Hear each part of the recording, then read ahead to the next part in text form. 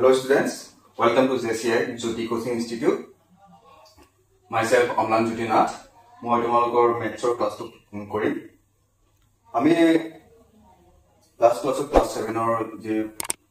অখণ্ড সংখ্যা বুলি যিটো পাঠ আছে আমি সেই পাঠটোৰ বিষয়ে আমি পঢ়ি আছিলোঁ। সেই পাঠটোত আমি পাইছিলোঁ যে আমি যিখিনি ডিসকাশন কৰি আহিলোঁ এতিয়ালৈকে সেইখিনি আছিল পূৰ্ণ সংখ্যা আৰু স্বাভাৱিক সংখ্যা। আমি পূৰ্ণ সংখ্যাত আমি পাইছিলোঁ 0 1 2 3 এই ধৰণে গৈ থাকে আৰু স্বাভাৱিক সংখ্যাত পাইছিলোঁ 1 2 3 4 এই ধৰণে গৈ থাকে। এটা পাৰ্থক্য পাইছিলোঁ যে 0 টো পূৰ্ণ সংখ্যা হয় কিন্তু স্বাভাৱিক সংখ্যা নহয়। আমি ইয়াৰ পাছত পঢ়িছিলোঁ পজিটিভ নাম্বাৰছ আৰু নেগেটিভ নাম্বাৰছ, ধনাত্মক সংখ্যা আৰু ঋণাত্মক সংখ্যা। শূন্যটো এই যিটো শূন্য সংখ্যাটো আছে এই সংখ্যাটো পজিটিভো নহয়, পজিটিভ নাম্বাৰো নহয় আৰু লগতে নেগেটিভ নাম্বাৰো নহয়। এইটো কথা তোমালোকে মনত ৰাখিবা, শূন্যটো পজিটিভ নাম্বাৰো নহয় আৰু নেগেটিভ নাম্বাৰো নহয়। আমি এতিয়া পঢ়িম যে অখণ্ড সংখ্যাৰ পৰমান। পৰমান বুলি ক'লে আমি এডাল চিন ব্যৱহাৰ কৰোঁ। সেই চিনডাল হ'ল এই ধৰণৰ থাকিব আৰু ইয়াৰ মাজত এটা সংখ্যা থাকিব। আমি ল'লো x, যিকোনো এটা সংখ্যা x। যদি এটা সংখ্যা x, এই সংখ্যাটো যদি কি হয় শূন্যতকৈ ডাঙৰ হয় বা শূন্যৰ সমান হয় তেনেহলে x ৰ পৰমান সদায় কি হ'ব x। আৰু যদি x এই সংখ্যাটো শূন্যতকৈ যদি সৰু হয় তেতিয়াহলে এই x ৰ পৰমানটো কি হ'ব, এই পৰমানটো যদি আমি লিখিবলৈ যাওঁ -x হয়। এইটো কথা তোমালোকে মনত ৰাখিবা, নোট কৰি ল'বা তোমালোকে ধুনীয়াকে বহি এই কথাটো তোমালোকে মনত ৰাখিব লাগিব। এতিয়া আমি উদাহৰণ চাওঁ। শূন্যতকৈ ডাঙৰ সংখ্যা লওঁ, কি হ'ব পাৰে? আমি যেনিবা এটা সংখ্যা ল'লো 3। এই সংখ্যাটো যদি আমি পৰমান উলিয়াবলৈ হয়, পৰমান বুলি ক'লে আমি এই চিহ্নটো ব্যৱহাৰ কৰোঁ। সেইটো হ'ব 3 ৰ পৰমান 3। আৰু যদি আমি এটা এইফালে চোৱা x টো যদি আমি শূন্যতকৈ যদি সৰু লওঁ, মানে এটা সংখ্যা যিটো সংখ্যা আমি শূন্যতকৈ যদি সৰু লওঁ তেনেহলে সেই সংখ্যাটো আমি যিকোনো এটা ধৰি লওঁ, কি ধৰিব পাৰোঁ -5। এই সংখ্যাটোৰ পৰমান হ'ব 5, -5 ৰ পৰমান 5। এই ধৰণে আমি যিকোনো নাম্বাৰ লিখিব পাৰোঁ। 9 ৰ পৰমান কি হ'ব 9। আৰু এইটো যদি আমি লিখো -13, ইয়াৰ পৰমান কি হ'ব 13। আমি ইয়াৰ পৰা কি বুজি পালো, যদি এটা পজিটিভ নাম্বাৰ লওঁ সেই পজিটিভ নাম্বাৰটো যদি আমি পৰমান উলিয়াবলৈ হয় সদায় সেই পজিটিভ নাম্বাৰটোৱে হয়। আৰু যদি এটা নেগেটিভ নাম্বাৰৰ পৰমান উলিয়াওঁ তেনেহলে আমি কি কৰিব পাৰোঁ, তাত মাইনাছ চিহ্ন আঁতৰাই দিব পাৰোঁ। আৰু মাইনাছ চিহ্ন আঁতৰাই দি তাক আমি পজিটিভ নাম্বাৰ হিচাপে লিখিব পাৰোঁ। হয়নে? ইয়াত -5 আছিলে, আমি ইয়াৰ পৰা মাইনাছ চিহ্ন আঁতৰাই দিলো, ইয়াত গৈ কি হৈ গ'ল 5 হ'ল। বুজি পাইছা তোমালোকে? এতিয়া ইয়াৰ পিছত আমি পঢ়িব লাগিব যে অখণ্ড সংখ্যাৰ যোগ। আমি তোমালোকে নিশ্চয় যোগ বিয়োগ এইবোৰ কৰিব জানা নিশ্চয়। এতিয়া যদি আমি এই পৰমাণুৰ সহায়ত আমি যোগ কেনেকে কৰে বিয়োগ কেনেকে কৰে আমি সেই বিষয়বস্তুটোৰ ওপৰত আমি কিছু কথা আলোচনা কৰিম। ষ্টুডেন্টস, এতিয়া আমি পঢ়িম অখণ্ড সংখ্যাৰ যোগ। এতিয়া অখণ্ড সংখ্যাৰ যোগ বুলি ক'লে আমি প্ৰথমতে চাওঁ একে চিনযুক্ত দুটা অখণ্ড সংখ্যাৰ যোগ। যদি দুটা অখণ্ড সংখ্যা লৈছো সেই সংখ্যা দুটাৰ আগত যিটো চিন বহে, মানে আমি পজিটিভ নাম্বাৰ বা নেগেটিভ নাম্বাৰৰ কথা আমি কৈছো যে পজিটিভ চিনেই আহিছে নে নেগেটিভ চিনডালেই আহিছে। যদি একে চিন থাকে, যদি দুইটা পজিটিভ নাম্বাৰ হয় তেনেহলে আমি সিহঁতৰ যোগবোৰ কেনেকে কৰো। যদি দুইটা নেগেটিভ নাম্বাৰ হয় তেনেহলে আমি সিহঁতৰ যোগবোৰ কেনেকে কৰো আমি সেইটো চাওঁ প্ৰথমতে। এতিয়া একে চিনযুক্ত দুটা অখণ্ড সংখ্যাৰ যোগ আমি প্ৰথমতে ধৰি ললো যে দুটা একে চিনযুক্ত, আমি দুটা পজিটিভ নাম্বাৰ লওঁ ফাৰ্ষ্ট। এটা হ'ল 5 আৰু এটা হ'ল 7। এইটো 5 আছে মানে ই কি হয় +5 আৰু ইয়াত 7 আছে, এইটো হ'ল +7। মানে আমি এই ধৰণে লিখিব পাৰোঁ +7 আৰু এইটো +5। এই দুটা সংখ্যা আমি যোগ কৰিছো যোগ কৰিলে আমি কেনেকৈ কৰিব পাৰো চোৱা আমি প্ৰথমতে ইহঁতৰ পৰমান দুটা লম +5 ৰ পৰমান 5 ইয়াৰ পৰমান কিমান হ'ব 5 ঠিক আছে আৰু 7 ইয়াৰ পৰমান কিমান 7 এতিয়া এই দুটা সংখ্যা আমি কিহৰ যেটা পৰমান পালো 5 ৰ পৰমান পালো 5 7 ৰ পৰমান পালো 7 আমি এই দুটা সংখ্যা আমি এতিয়া কি কৰিম প্লাস কৰিম 5 + 7 কিমান হয়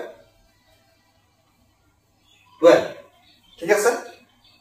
তোমালোকে নিশ্চয়টো যোগ কৰিব জানা এটা আকৌ বেলেগে মই শিকাবলৈ একো নাই ইয়াত এতিয়া চাও যে এই আমি যে প্ৰথমতে যেটো লিখি থৈছিলো 5 + 7 এই সংখ্যা দুটাৰ যোগফল আমি ইয়াত চাব লাগিব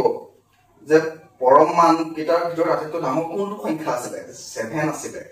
ইয়াত 5 পাইছিল ইয়াত 7 আছে হয় না এই 7 টো ডাঙৰ হয় 5 তকৈ ডাঙৰ হয় এই 7 ৰ আগত এইটো 7 আমি লম এই 7 ৰ আগত কি চিন আছে ইয়াত প্লাস চিন আছে হয় না সেই কাৰণে ইয়াতো আমাৰ কি হ'ব +12 যেহেতু আমি যিকোনোটা সংখ্যাৰ আগত প্লাস চিনডাল থাকিলে আমি তাক দেখুৱাই নিদিও তেনেহলে আমি ইয়াতো প্লাস চিনডাল নিদিও এটো চাগে তোমালোকৰ একেবাৰে সহজ লাগিছে হয় না এতিয়া যদি আমি চাও যে দুটা নেগেটিভ নাম্বাৰ যদি দুটা নেগেটিভ নাম্বাৰ লওঁ আৰু কিমান দুটা যদি আমি যোগ কৰো তেতিয়া হলে কি হয় তেতিয়া আমি চাও দুটা নেগেটিভ নাম্বাৰ কি কি চাও -6 এটা হলো -6 আৰু এটা হলো -5 এই দুটা সংখ্যা আমি কি কৰো যদি যোগ কৰো তেতিয়া হলে আমি কি পাম কেনেকৈ পাম চোৱা এতিয়া -6 আছে ইয়াত -6 ৰ পৰমান কিমান 6 -5 ৰ পৰমান কিমান 5 ঠিক আছে এইখিনি তোমালোকে গম পোৱা এতিয়া আমি কি কৰিম এই আমি কি কৰিছো যোগ কৰিবলৈ দিছে আমি ইহঁতৰ পৰমান দুটা লম কি কি পৰমান দুটা কি 6 আৰু 5 এই সংখ্যা দুটাক আমি যোগ কৰিম আমি যোগ কৰিলে কিমান পাম 11 পাম না নিশ্চয় পাম এতিয়া চাম যে এই পৰমান দুটাৰ ভিতৰত আটাইতকৈ ডাঙৰ সংখ্যাটো কি আছিল 5 নে 6 নিশ্চয়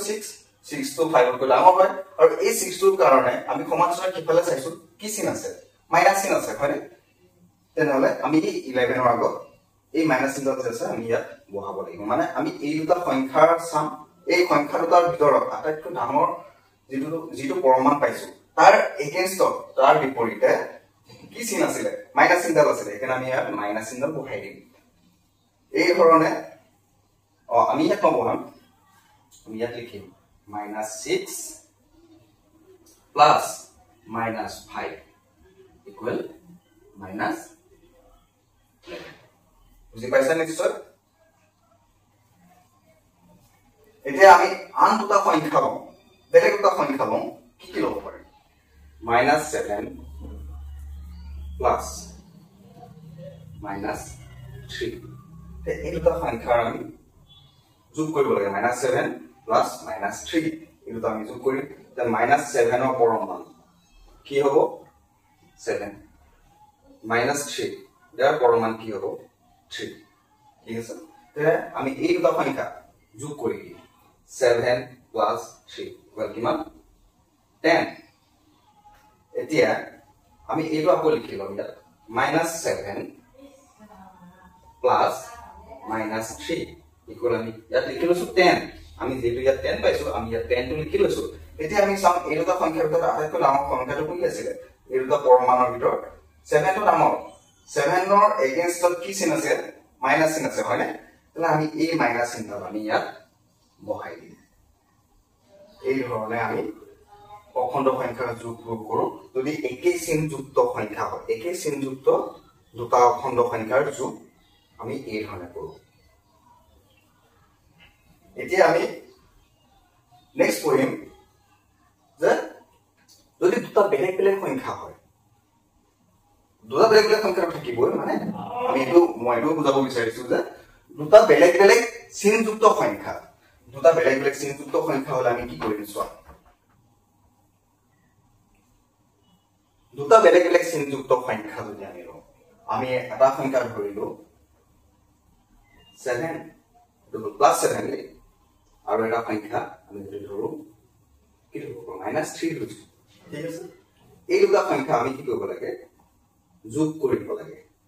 তো 7 প্লাস -3 এই দুটা সংখ্যা বেলেগ বেলেগ হয় মানে এইটো পজিটিভ নাম্বাৰ আৰু এইটো হ'ল নেগেটিভ নাম্বাৰ এটা পজিটিভ নাম্বাৰ আৰু এটা নেগেটিভ নাম্বাৰ যদি যোগ কৰিব যাওঁ আমি কি হয় ইয়াতো আমি কি পৰমাণুটো লিখিব লাগিব ফাৰ্স্ট আমি লম 7 ৰ পৰমাণু কিমান হ'ব 7 আকৌ -3 ইয়াৰ পৰমাণু কি হ'ব 3 এতিয়া আমি কি কৰিম 7 plus -3 আমি এই ধৰণে লিখিলে কি হ'ব আমি এই দুটা সংখ্যা আমি কি কৰিম প্ৰথমতে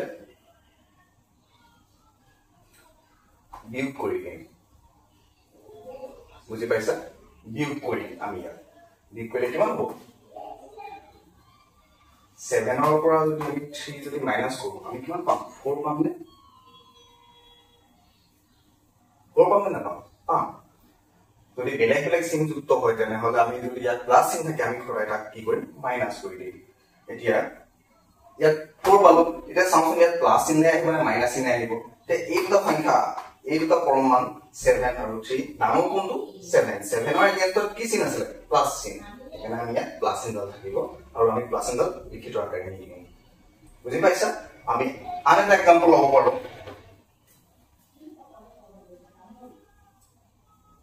এটা হলো 10 plus